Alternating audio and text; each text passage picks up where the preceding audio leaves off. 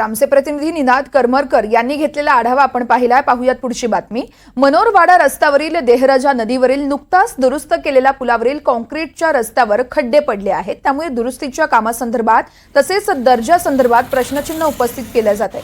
पुलावरून अवजड वाहनांची वाहतूकही सुरू आहे। अद्यापही अवजड वाहनांना या पुलावरून जाण्याची परवानगी नाहीये। बंदीचा आदेश झुगारून पुलावरून अवजड वाहतूक सुरू केली जाते। याचाच आढावा घेतलाय आमचे प्रतिनिधी मनोज सातवी यांनी। आपण पाहूयात। मनोरवाडा मार्गावरील देहरजे नदीवर हे करलगाव येथे हे पूल आहे आणि हे मे महिन्यात याला भगदार पडलेलं होतं आणि तेव्हापासून नादुरुस्त होतं।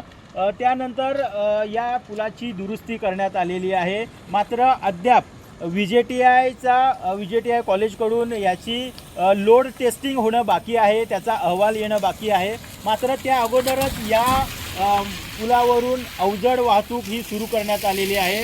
शासनाकडून या ठिकाणी जे सार्वजनिक वाहतूक आहे म्हणजे ST सेवा ती बंद आहे। मात्र तरी देखील या ठिकाणी मोठ्या प्रमाणात अवजड वाहतूक सुरू आहे, अनधिकृतपणे सुरू आहे।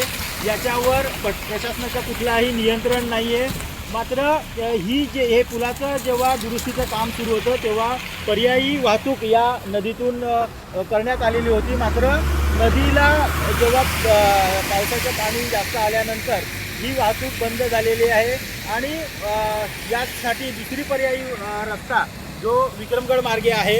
मात्र असं असताना या पुलाचं जे काम केलेलं आहे ते काम आता पूर्ण झालेलं असलं तरी सध्या या पुलाच्या अधिकृत वाहतूक सुरू होण्याच्या अगोदरच या पुलावर आपण पाहू शकता कशा पद्धतीने खड्डे पडलेले आहेत। त्यामुळं 3.5 कोटी रुपये खर्चून बांधलेलं दुरुस्ती केलेलं हे पूल आहे।